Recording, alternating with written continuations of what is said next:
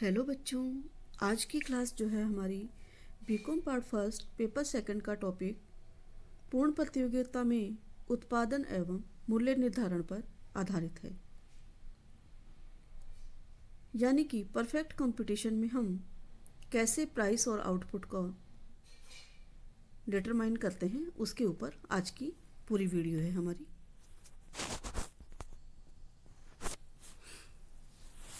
पूर्ण प्रतियोगिता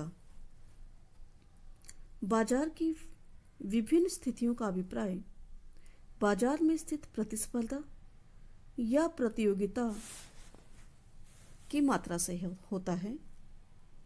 बाजार में पूर्ण प्रतियोगिता, अपूर्ण प्रतियोगिता या प्रतियोगिता का अभाव भी हो सकता है।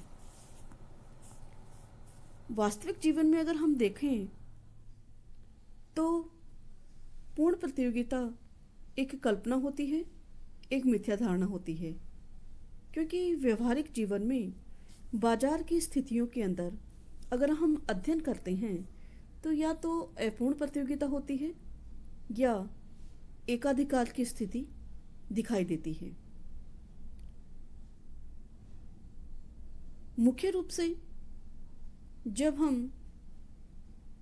बाजार की स्थितियों का अध्ययन करते हैं तो 3 तरह की स्थितियां हमारे सामने आती हैं, जिसमें पूर्ण प्रतियोगिता, अपूर्ण प्रतियोगिता और एकाधिकार 3 तरह की स्थितियां हो सकती हैं।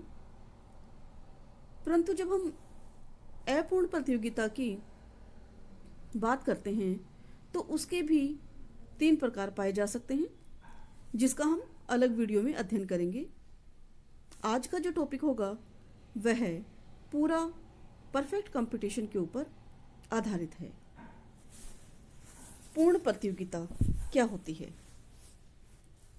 पूर्ण प्रतियोगिता बाजार की वह स्थिति होती है जिसमें अनेक क्रेताओं और विक्रेताओं में प्रतिस्पर्धा चरम बिंदु पर होती है। क्रेताओं और विक्रेताओं की संख्या अत्यधिक होने के से कोई भी क्रेता या विक्रेता अपनी मांग और पूर्ति से बाजार मूल्य को प्रभावित नहीं कर पाता, क्योंकि उसका संपूर्ण बाजार की मांग या पूर्ति में एक छोटा सा भाग होता है या बाजार को प्रभावित करने की क्षमता बिल्कुल ही कम अवस्था में होती है। पूर्ण प्रतियोगिता की दशा तब होती है जबकि प्रत्येक उत्पादक के उत्पादन की मांग पूर्णतया लोचदार होती है। इसका मतलब यह है कि विक्रेताओं की संख्या बहुत अधिक होती है, जिससे कि किसी एक विक्रेता का उत्पादन कुल उत्पादन का एक बहुत ही छोटा सा या नगण्य हिस्सा होता है, तथा सभी क्रेता प्रतियोगी विक्रेताओं के बीच चुनाव करने की दृष्टि से समान होते हैं, जिससे कि यह बाजार पूर्ण होता है। पूर्ण प्रतियोगिता में उद्योग और फर्म दोनों ही अपना अलग अलग स्थान रखती हैं। आगे हम चित्र के माध्यम से इसे बहुत अच्छे से समझेंगे कि क्या तो फर्म होती है और क्या उद्योग होता है। पूर्ण प्रतियोगिता की विशेषताएं: क्रेता और विक्रेताओं की अधिक संख्या, स्वतंत्र रूप से कार्य करने वाले क्रेताओं और विक्रेताओं की संख्या अधिक होती है। पूर्ण प्रतियोगिता में प्रत्येक क्रेता अपनी स्थिति को महत्वपूर्ण मानता है। प्रत्येक विक्रेता का उत्पादन कुल उत्पादन का नगण्य भाग होता है, अतः वे अपनी पूर्ति में खटत बढ़त से बाजार मूल्य को प्रभावित करने में असमर्थ होते हैं और इसी प्रकार से प्रत्येक क्रेता की मांग भी कुल मांग की दृष्टि से नगण्य होती है और कोई भी अपनी मांग में घटत बढ़त से बाजार मूल्य को प्रभावित नहीं कर सकता है। ये क्रेता और विक्रेता स्वतंत्र रूप से बिना किसी समझौते या गुप्त संधि के बाजार में प्रतिस्पर्धा के आधार पर व्यक्तिगत रूप से कार्य करते हैं और ये सामूहिक रूप से बाजार उत्पादन के साधनों में पूर्ण गतिशीलता। पूर्ण प्रतियोगिता में साधनों में पूर्ण गतिशीलता होती है। उत्पादन के साधनों की गतिशीलता पर कोई प्रतिबंध या रुकावट नहीं होती है। अतः उत्पादन के प्रत्येक साधन अपने सर्वोत्तम प्रयोग में रहकर अधिकतम पारिश्रमिक प्राप्त करते हैं। वस्तु में एकरूपता। सभी विक्रेताओं की वस्तुओं में एकरूपता पाई जाती है। पूर्ण प्रतियोगिता की स्थिति में विक्रय की जाने वाली सभी वस्तुएं गुण, रूप व वजन आदि सभी दृष्टिकोण से समान होती है। सभी विक्रेताओं की वस्तुओं में किसी प्रकार का कोई अंतर न होने के कारण वे पूर्ण स्थानापन्न होती हैं। प्रामाणिक वस्तुओं के कारण कोई भी विक्रय लागतें नहीं होती है। सभी समान वस्तुओं का मूल्य बाजार में समान ही रहता है। बाजार की पूर्ण जानकारी।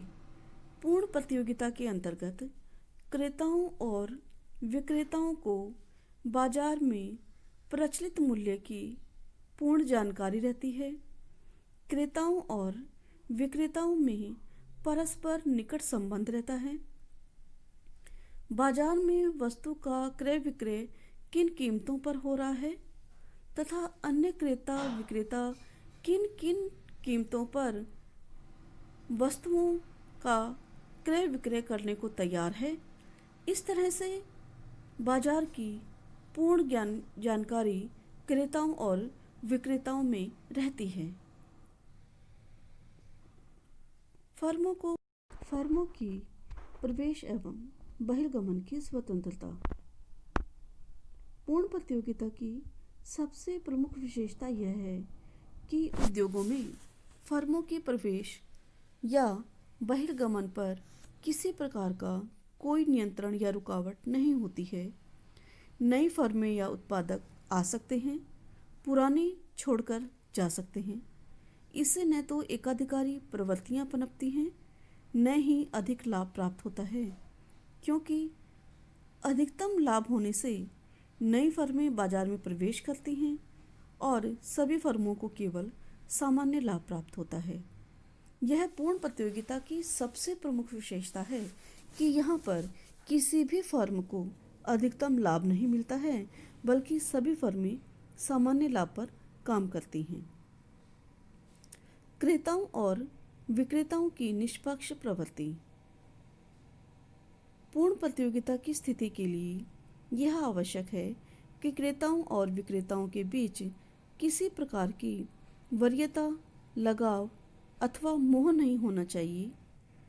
वे ऐसे विक्रेता से खरीदेंगे जो कम से कम मूल्य लेना चाहता हो तथा विक्रेता भी ऐसे विक्रेता को ही माल बेचेंगे जो अधिकतम मूल्य देना चाहते हो। यानी कि निष्पक्षता की प्रवृत्ति पूर्ण प्रतियोगिता का एक महत्वपूर्ण शर्त या अविभाज्य अंग होता है।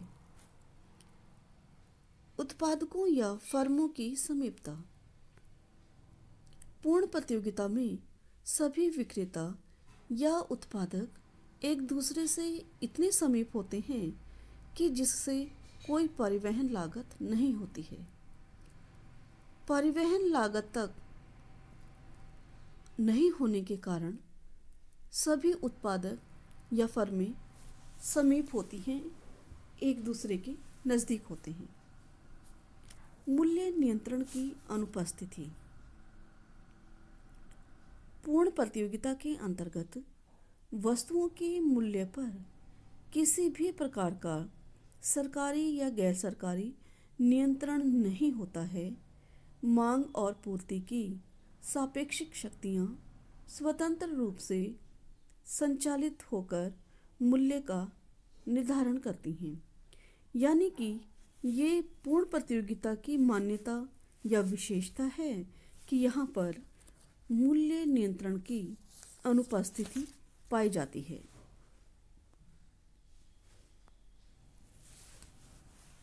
पूर्ण प्रतियोगिता एक मिथ्या धारणा।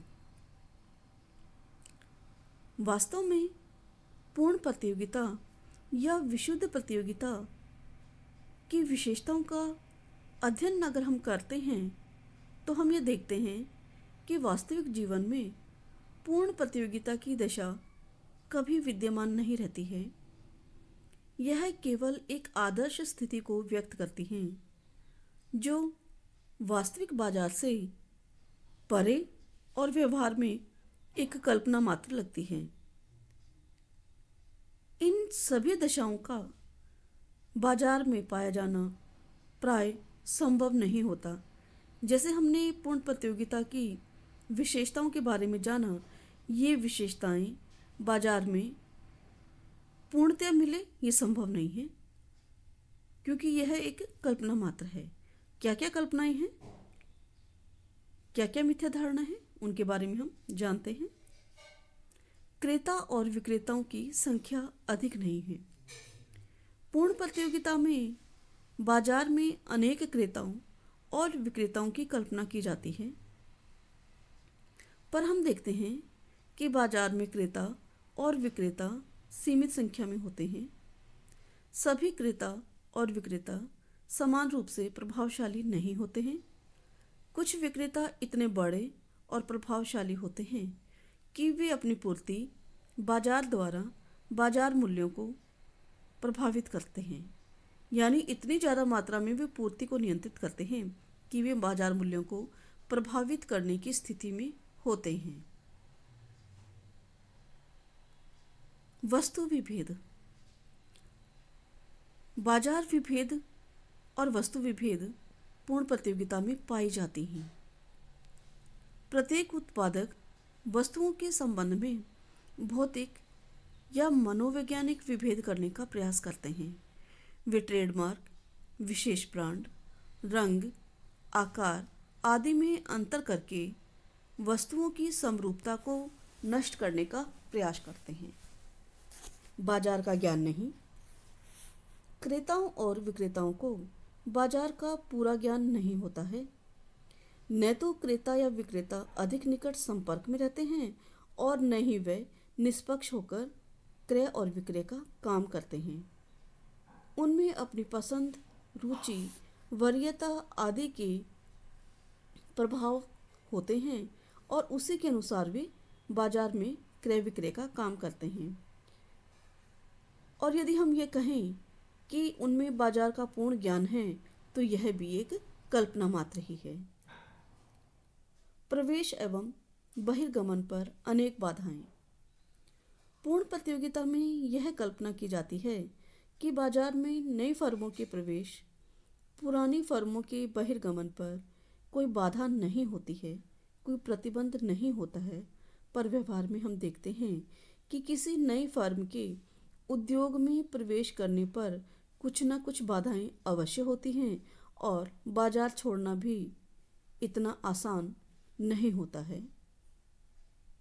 ये बाधाएं फर्मों के लिए सरकार, मजदूरों या उद्योगपतियों द्वारा उत्पन्न की जाती है। साधनों में पूर्ण गतिशीलता असंभव। उत्पादन के साधनों में पूर्ण गतिशीलता असंभव होती है।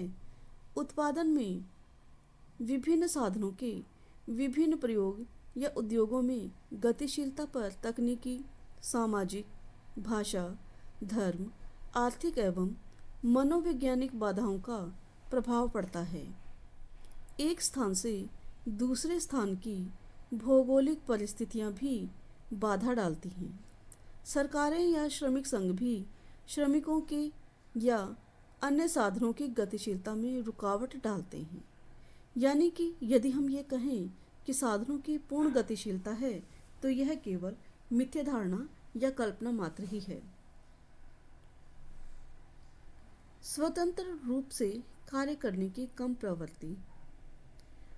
पूर्ण प्रतियोगिता में यह कल्पना की जाती है कि बाजार में क्रेता और विक्रेता स्वतंत्र रूप से कार्य करते हैं, पर वास्तव में ऐसा नहीं होता है। क्रेता और विक्रेता अपने संगठनों या संघों के द्वारा सामूहिक रूप से मिलकर बाजार के मूल्यों को प्रभावित करते हैं और वे स्वतंत्र रूप से काम नहीं करते हैं।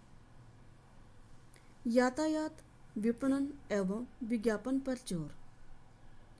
पूर्ण प्रतियोगिता में यह माना जाता है कि यातायात विज्ञापन व्यय नहीं करना पड़ता, क्योंकि क्रेता और विक्रेता बहुत समीप होते हैं।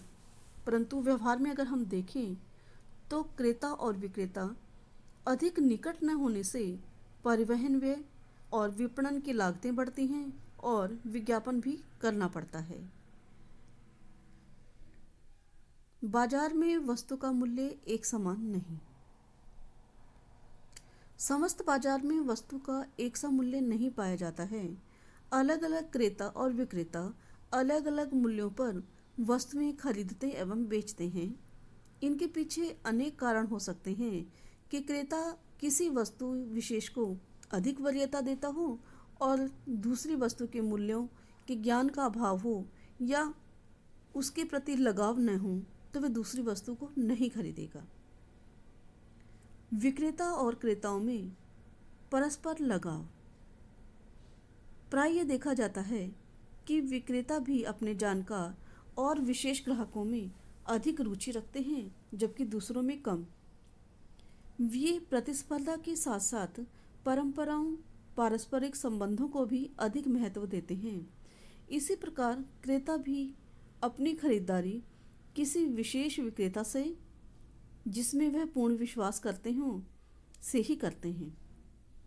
इसी प्रकार विज्ञापन, विक्रय कला, संपर्क और प्रदर्शन का भी क्रेताओं की मानसिक स्थिति पर प्रभाव पड़ता है। ये सब क्रियाएं यह बताती हैं कि विक्रेता और क्रेताओं में लगाव होता है, जबकि पूर्ण प्रतियोगिता के अंदर क्रेता और विक्रेता में लगाव को मान्यता नहीं दी जाती है। सरकारी हस्तक्षेप।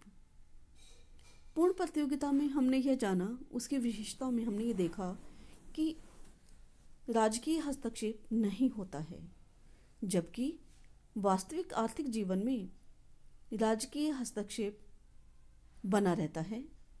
पूंजीवादी राष्ट्रों में भी राज्य का आर्थिक क्षेत्र में बढ़ता हुआ हस्तक्षेप पूर्ण प्रतियोगिता एवं स्वतंत्रता की मिथ्या धारणा को गलत बताता है। आजकल नियोजित ढंग से साधनों का आवंटन सरकार द्वारा किया जाता है, मूल्यों पर नियंत्रण किया जाता है और इसके कारण सरकार का आर्थिक क्षेत्र में हस्तक्षेप बढ़ता जाता है। इस प्रकार इन बिंदुओं से हमने ये जाना कि पूर्ण प्रतियोगिता यथार्थ से परे एक ऐसी आदर्श स्थिति को व्यक्त करती है जो वास्तविक बाजार में एक कल्पना और मिथ्या धारणा लगती है। पूर्ण प्रतियोगिता में मूल्य निर्धारण हम अपने अगले वीडियो में पढ़ेंगे।